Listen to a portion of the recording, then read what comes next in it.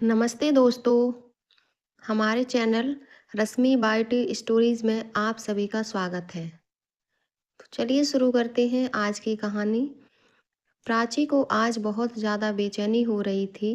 उसे समझ में नहीं आ रहा था कि आखिर वह अपने घर वालों को कैसे समझाए, उन्हें कैसे इस बात का यकीन दिलाए कि वह वाकई में रमन से बहुत प्यार करती है। और सबसे बड़ी बात, वह फ़िलहाल किसी भी नए रिश्ते के लिए तैयार नहीं है। अभी उसे और पढ़ना है, पढ़ाई पूरी करनी है।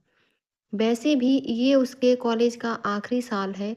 इसके बाद उसे मॉडलिंग इंडस्ट्री में अपना नाम बना के अपना सपना पूरा करना है। पर उसके दादाजी श्री यशवंत कपूर जी उसकी बात मानने या सुनने के लिए बिल्कुल भी राजी नहीं थे। वो प्राची के मॉडलिंग इंडस्ट्री में जाने की जिद से तंग आ चुके हैं और अब उन्होंने यह फैसला कर लिया कि या तो प्राची चुपचाप से अपना कॉलेज ख़त्म करे या उनका परफ्यूम का फैमिली बिजनेस ज्वाइन करे, या फिर अब वो उसकी शादी कर देंगे। प्राची अभी बैठकर इस सब के बारे में सोच ही रही थी कि तभी एक नौकर ने आकर कहा, मैडम, आपको बड़े साहब बुला रहे हैं। प्राची अच्छे से जानती थी कि दादाजी उसे क्यों बुला रहे हैं। इसीलिए उसने अपने दिमाग को शांत करते हुए कहा, उनसे कहो मैं आ रही हूँ। यह कहकर प्राची ने जाकर सबसे पहले अपना मुंह धोया और सीधे अपने दादाजी के पास उनके कमरे की तरफ जाने लगी। पर इस वक्त वह उसके तरफ ही आ रहे थे। उन्होंने गुस्सा होते हुए कहा, तुमने क्या कसम खा ली है कि तुम मेरी कोई भी बात नहीं मानोगी?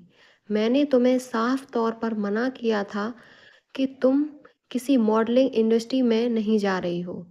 उसके बाद भी यह तुम्हारे लिए ये सारे लेटर पता नहीं किन किन एजेंसी से क्यों आ रहे हैं। प्राची ने हकलाते हुए कहा, वह दादाजी, मैंने कुछ मॉडलिंग और कुछ एजेंसीज को अपनी फ़ोटो भेजी थी।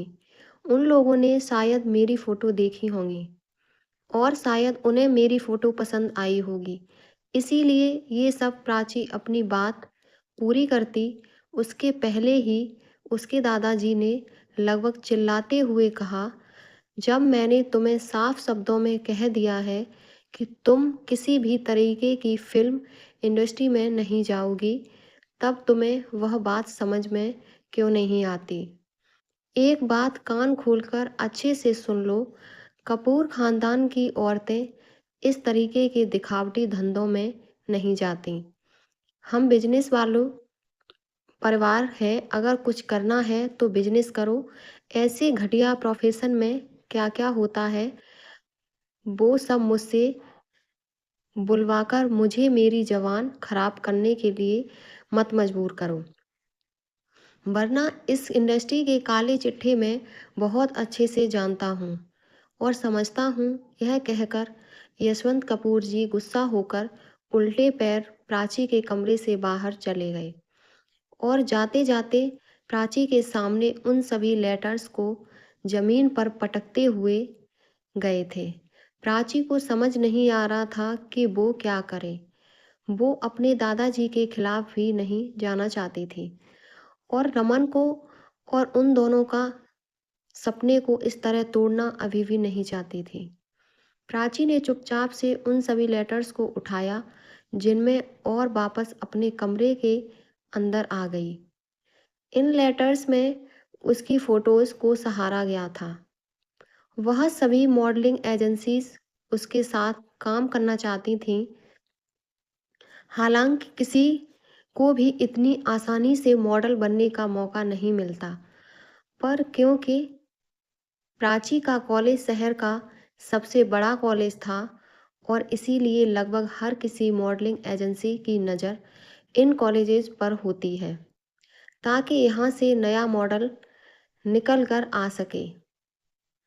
मॉडलिंग एजेंसीज वैसे भी हमेशा ही नए और खूबसूरत चेहरों की तलाश में रहती हैं और प्राची ने तो अभी अभी अपने कॉलेज का ब्यूटी कंपटीशन जीता था और इसीलिए उसके पास इतने ऑफर्स आ रहे थे। इन लेटर्स को हाथों में लेकर प्राची यही काफ़ी देर तक बैठी रही और जब उस कुछ समझ नहीं आया तो आखिर में परेशान होकर प्राची ने रमन को फ़ोन किया। रमन, हेलो। प्राची, क्या हुआ, कैसी हो? रमन, मुझे कुछ समझ में नहीं आ रहा है। मैं तुम्हें कितनी बार कह चुकी हूँ, आकर एक बार दादाजी से मिल लो, पर तुम हो कि उनसे मिलने के लिए तैयारी नहीं हो। रमन, प्राची, मैंने मिलने से इनकार कहाँ किया है, मैं मिलूँगा, पर मैं तुमसे कितनी बार कह चुका हूँ कि अभी मैं उनसे किस तरीके से मिलूँ। तुम्हारा परिवार शहर के सबसे ज़्यादा रईस परिवारों में से एक है।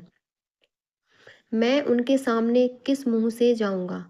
अभी मुझे अपनी एजेंसी सेट करनी है, पहले थोड़ा अपना नाम बनाना है।